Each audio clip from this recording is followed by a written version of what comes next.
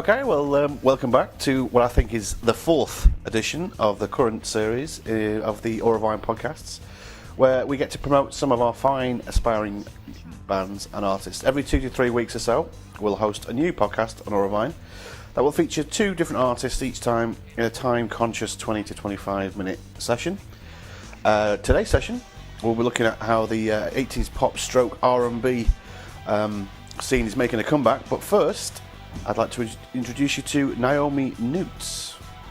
Yep, welcome everybody. This is Ken, and Naomi is something of a revelation to us. We heard about a couple of weeks ago, and it's one of those things where it takes your breath away a little bit the first time you hear it, because the voice and the atmosphere and everything is so distinctive. It's a very fully comprehensive track, isn't it? There's lots going on. We'll come on to that in a second. But the first thing I caught, and there was some information that we got from some reviews that they had done, and I've got some examples of those here as well. But one of the sort of words that was coming back was this haunting aspect to it, the eerie start, and I suppose for me it wasn't so much eerie, but more gothic. And it sort of brought to the forefront of my mind the film The Crow, which is a gothic classic romantic story of love and revenge. And that was the film itself came out in '93, and it struck me about the track on there called "It Can't Rain All the Time" by Jane Siberry, and it's that kind of a feel to it. I think it has that cinematic feel. It has that kind of yeah, it's very sort of grand, isn't it? It's an epic feel to it, and it's interesting in that it's, as I say, it's called Mosaic, and it's about life in general, really, and about all the different things that happen to you as you go through life. And this song sort of attempts to make sense of it all and put it all back together again.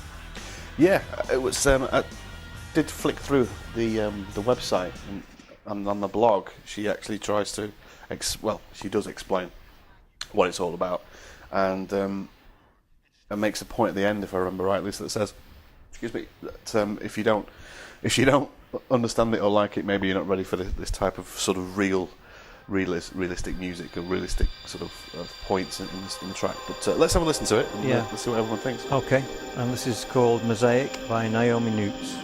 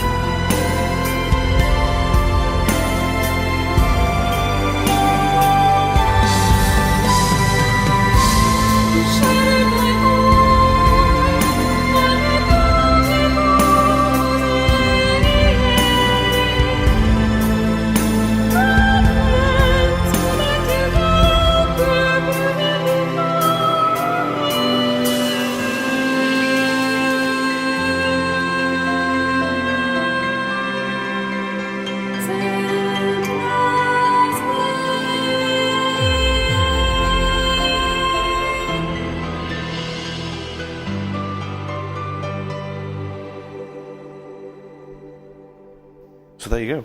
It's a great track. Definitely Quite emotional track, really, isn't it? I was going to say that the hairs on the back of my neck sort of hand when it starts, it really builds up quite nicely. It reminds me a lot of Clonard, Enya. I know that's kind of been mentioned before about our work, but particularly in this case, you can hear those elements in there, can't you? Absolutely, and that's something that I really enjoyed when it originally came out. The Enya sort of very spacious, reverby type sound. And if I was overly critical about this track, it's I mentioned The Crow earlier with Jane Siberry. Evanescence, there's a feel to that. There's a track called My Immortal, which is a very sort of piano-led orchestral type feel to it, which ends in a really rock finish on the single. The album's different, it's just piano all the way through.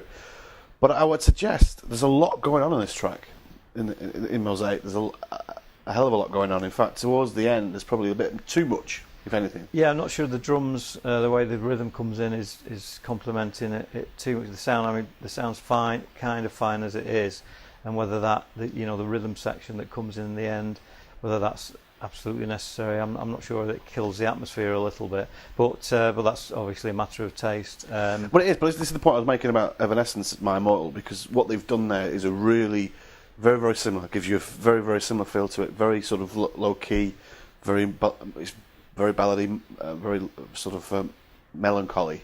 And then when the drums come in with the guitars later on, they really go for it. It's like we're making a decision. This is how we're going to do it. Yeah. I don't think with this they've got that. I think there's a little bit more of a let's do that now. Let's try this. I think they need to have a bit.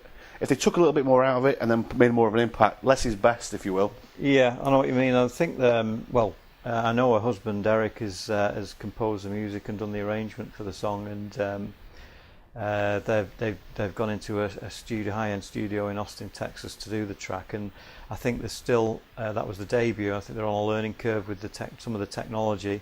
And I think the next batch of tracks that come out, we're going to see maybe even more than in terms of the arrangement and the production. Even though that's fantastic on that track, I think we might even see a more refined versions of the songs. Well, this is the reason why I'm kind of being hypercritical, because I totally agree with a lot of these comments that have been made by on the reviews. I think it's a great track, and I think that they've got great talent. It's all about opinions, isn't it? But yeah, it's been flying up the charts at Reverb Nation, though, and some of the comments on there are really positive.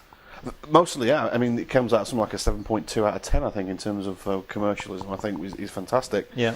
And I totally agree with it. I think it's a great track. I do enjoy listening to it. There's some of the comments were really good, though, because you get the way they've put this together. Some people have gone to town on literally breaking the whole track down into this. The flute was good, the vocals here. This was particularly strong, but this was particularly weak.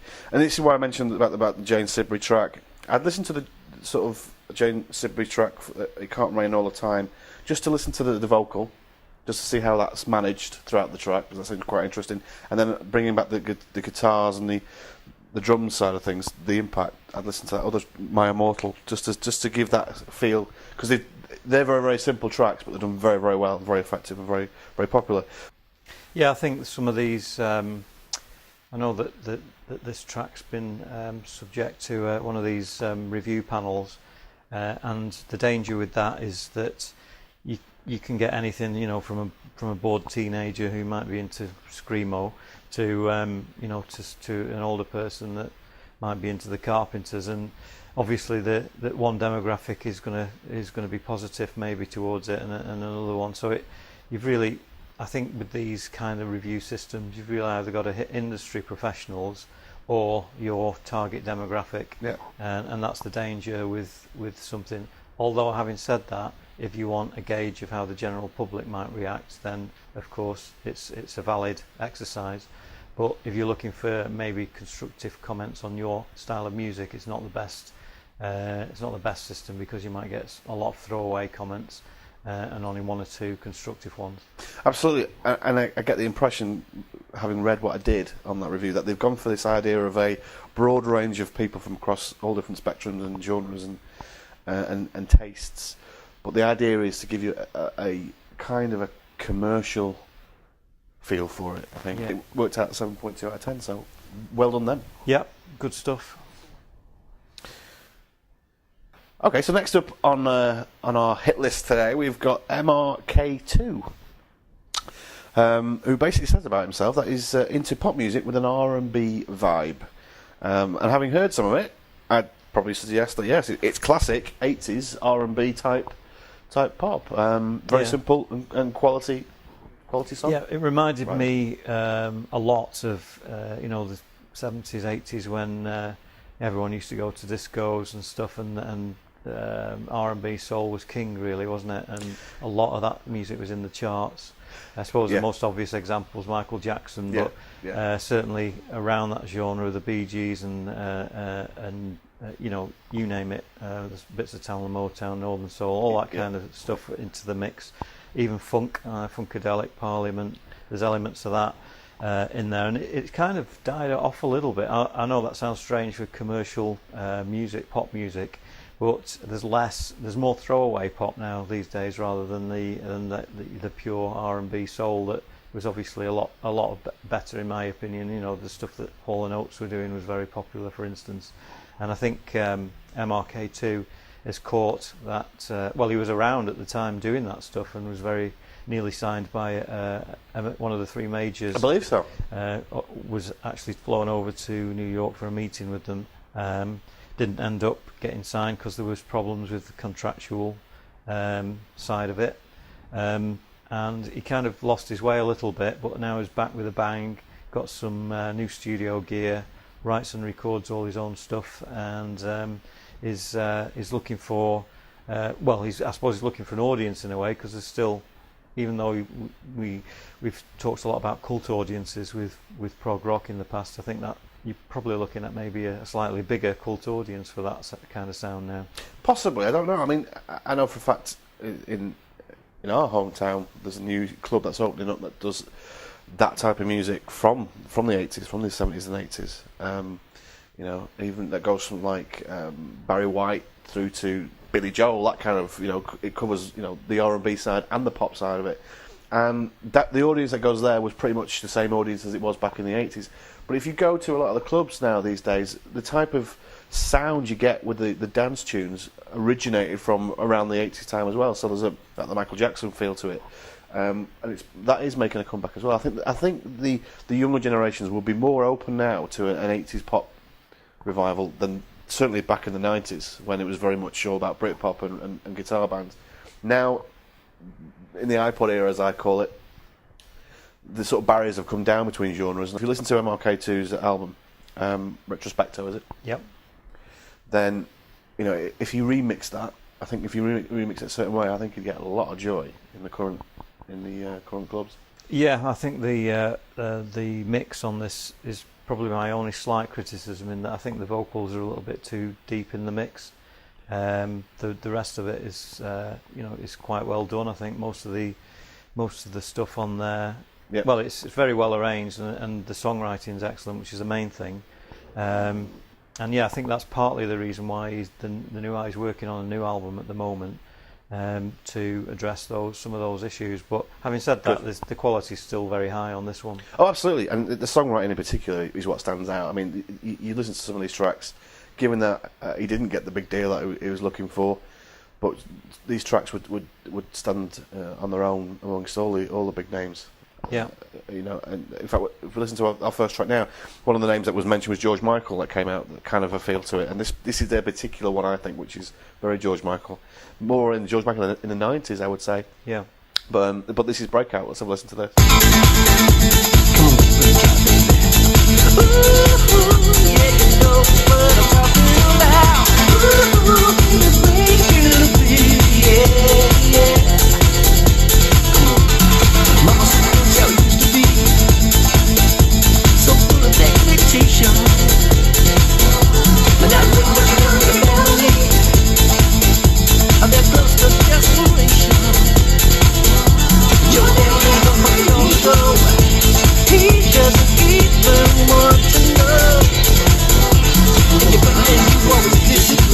He said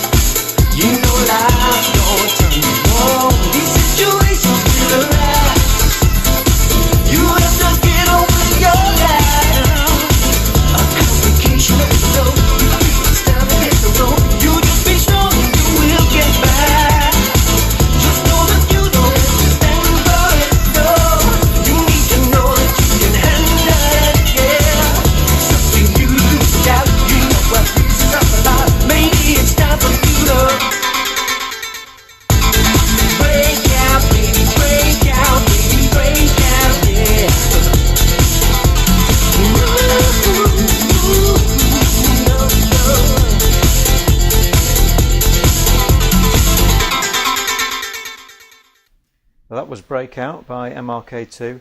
That was actually recently at number 10 in the Aurovine charts, so obviously there's a lot of people out there who do like it. In fact, it was picked up from his Aurovine profile by ND Jams Radio, who are based in New Brunswick in the US. They're an internet radio station. They featured his album Retrospecto in a continuous megamix loop over several days in May, which I know MRK2 was very, very happy about. Oh, I imagine he was, yeah. I mean, he's obviously causing some waves around in the industry. I didn't know about the new one, but I'm be very, very keen to hear what he comes up with in this next album. Although Retrospecto, from what I'm reading here, was released in 2012, so yeah, he seems to be pretty keen to get on with it. Yeah, from speaking to him, which I did do recently, he's got hundreds of tracks unmixed and lots, very prolific, and he just took some more recent recordings because he felt the quality of the gear that he now had available to him was better than what he had in back in the days of the 8-track cassette recorders, which a lot of home recording. And you can tell, can't you? You can tell. So, like I say, I'm really looking forward to what he's. Hopefully, get some feedback, and that's always good to get feedback from the audience, from reviews, and see if it can sort of manifest itself in the new album. Looking forward to that. Yeah, this next one that we're going to play, "Miss You," is. I mean, that's not my R&B soul, isn't my genre, but I can appreciate it. And this next track, "Miss You," is, I think it's a fantastic track. It's a little bit slower. Yep. But it's got that groove, that late night kind of soul absolutely, groove that is so prominent in that genre, and I think it creates the atmosphere really well with this track. Yeah. When I listen to it, like you say, it does have a Rolls Royce "Love Don't Live Here Anymore" feel to that. It has that mood, but again, as I'll reiterate what I said earlier, it's a good track to leave on.